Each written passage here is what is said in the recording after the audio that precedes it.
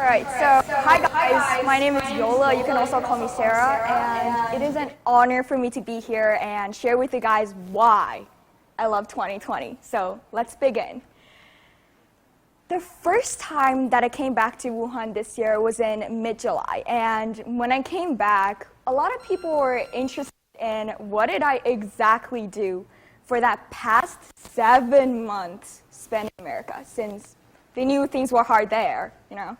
And when I told them my story, everyone pitied me. And they were like, we didn't know life was that hard in America, you know. So here's my story. I became a free babysitter for a 2-year-old kid for 4 months. And here's a picture of me and this little boy reading books together. Because of the pandemic in America, my plan of staying with a mentor to do research for 2 weeks of spring break lengthened to 4 months. Having nowhere else to go in America since school was completely shut down, I had no choice but to become a free babysitter for her. Every morning, I woke up full of love for this little boy. And at the end of the night, after hearing a whole day of crying like this, oh, thank you.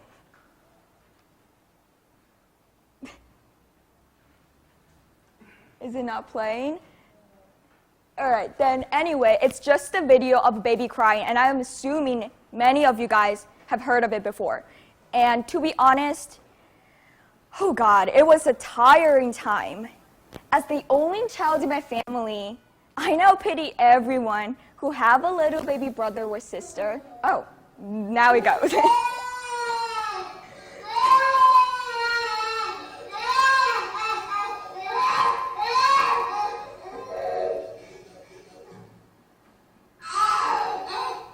All right, but that's it. So that is what I endured 24/7 every day.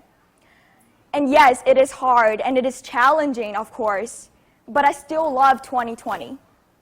I thank 2020 for giving me this great opportunity to make my dream come true. When I was younger, I wanted a brother. And thank you to this little crying baby who taught me what it means to be a sister and what it means to have a brother I cannot live without. And we did everything together. We went on car rides and ate McDonald's. We went to the beaches and chased seagulls. We went hiking, fishing, and I took beautiful pictures of him. I taught him Chinese and English, and some days we listened to music, danced to songs, watched movies. We would have makeup nights. We would put flour and strawberry juice on our face, and it was the best time ever. And yes, babysitting a child, it is tiring, but anyway, I love it, and I think I managed it through, just like how I managed through all of the difficulties in my life in 2020. I came back to America in January, and for school, of course, and 2 weeks after my arrival, the pandemic broke out back home in Wuhan. To be honest, I was scared, and I was scared till death. From news, I saw that a lot of Chinese students in America were being placed on the watch list of the schools, and some were even being asked to maintain good hygiene and to wash their hands constantly simply because they were from China. And I was scared that my school would do the same. But luckily, they didn't. My head of school and the school nurse went out to the community one day, stating that every one of our Chinese students is healthy, and that during this unprecedented time, we should all come together and support one another. So shout out to my walkers community who might be watching from all the different angles. I love you guys, and I don't think I will be able to stand here and give this TED Talk without all your support and love. Anyway, their help didn't really alleviate my anxiety since everyone I love, people who are standing here and watching me, are still back home in Wuhan suffering from this unknown pandemic. And I worry the most about my dad's safety, who is a brave doctor at the frontline hospital. We only have about 5 minutes per day to FaceTime each other, simply because he was so busy with his work, and same was I. So during that brief 5 minutes, I saw that he did not have those protections like other doctors had on use. You know, those big face shields, N95, and I don't know, like protection suits? My dad usually have a face mask. And on this day when I took this screenshot, he told me that his N95 was expired like 2 years ago. I asked him, where is your protection? Like, hey, you're a doctor and you're supposed to have them. He said, I just took them off so I can FaceTime you. I knew he was lying. He's such a bad liar. And also from news, I saw that Wuhan was not prepared for this pandemic. And to be honest, nobody on earth is ready for this. No aliens from 2019 came up to us and be like, hey, you guys are going to have a pandemic in 2020 and people are going to die. No. We simply had to figure out everything by ourselves.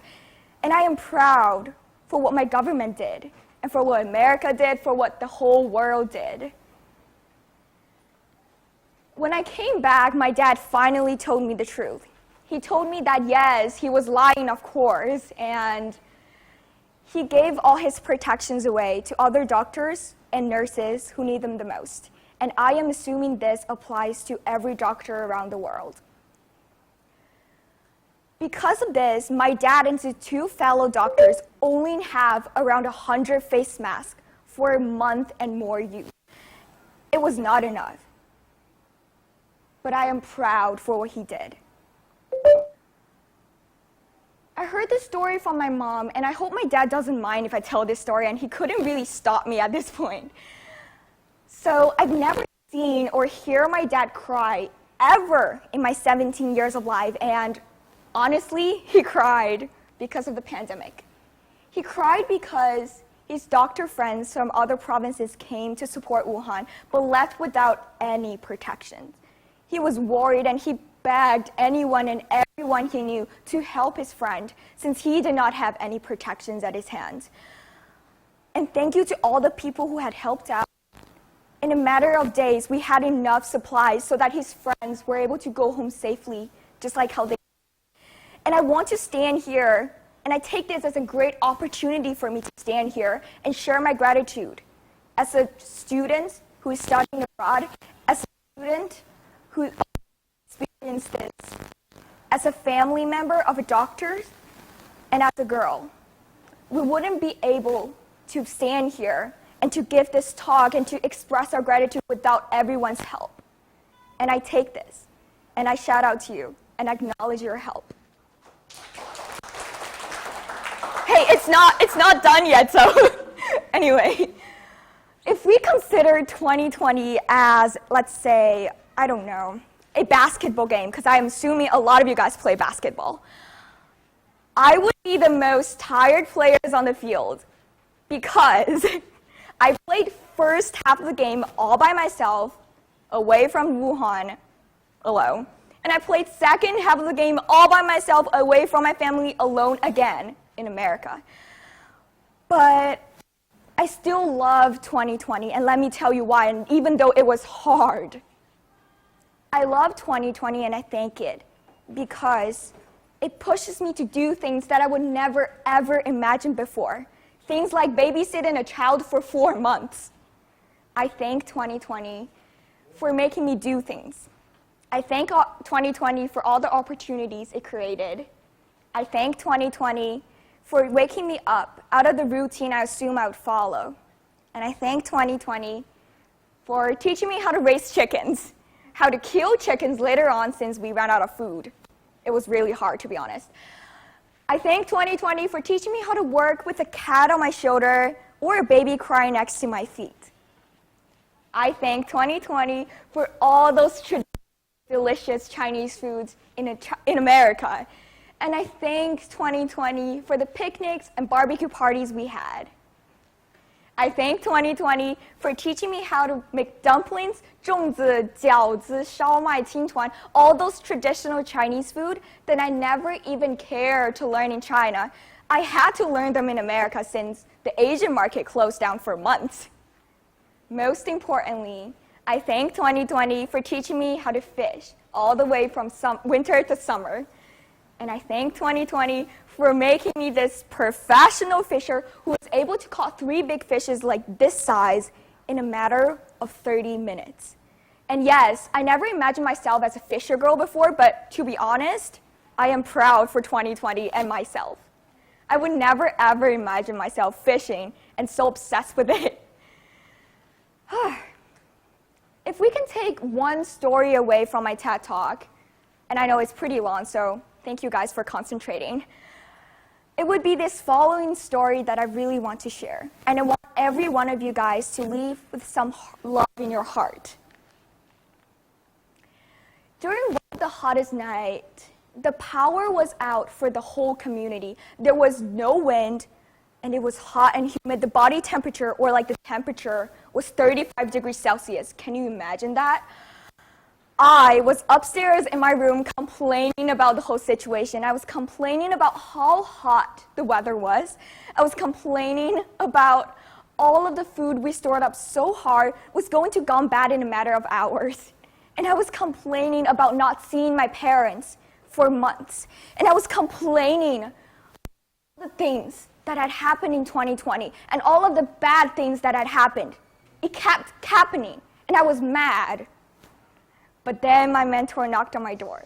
She said, it will be a little bit cooler outside, so do you want to hang out with us? And off I went. For the whole night, the family sat quietly on the porch. We did nothing but stared at the stars, and it was beautiful. There was no light source since the whole community was out of power, and I think it was the first time for every one of us to saw a night like that. The boy who would normally start to cry was silent, and he simply stared at the stars, and I could see the whole galaxy reflecting in his big black eyes. And we started to hear crickets sing in the back garden, and we started to see fireflies popping up, sparkling right next to us. It was magical. And we started to see and hear things that we never even cared to see or hear before. And then I realized something. I realized that when we calm down and focus on what we have at the moment, we started to appreciate things more.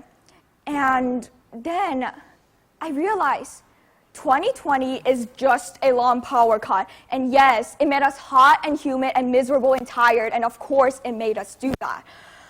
But it also offered us a night of stars that we never ever appreciated before, or things and sounds we simply forgot its existence. I think it's beautiful. And yes, our plans may be destroyed by this stupid pandemic, and I apologize for using this word stupid, but I think it is. And yes, we may be separated from people we love for months and even forever.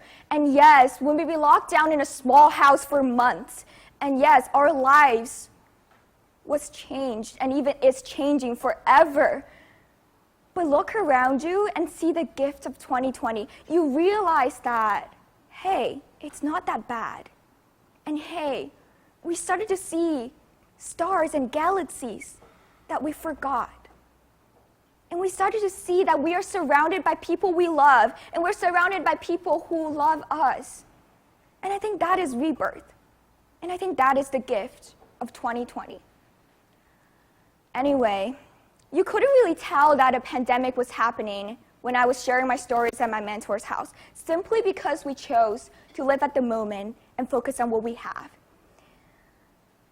And it's the same when I came back to Wuhan. You couldn't really tell that a pandemic had happened a few months ago and that people were dying a few months ago. You simply saw a city thriving and blooming. And I always say that I am a girl surrounded by love, but I said it without any proofs before. And I think 2020 is my living evidence. I want to end my talk with something a little bit funnier, because I know it was really deep. It's a picture I took when I was fishing in America. It's a picture of a natural goose poop that's shaped in a heart. And I know it's crazy because I don't touch poop, so it's like normal, I swear to God. But I want to share with you a message from the universe, and that we are all surrounded by love. Thank you.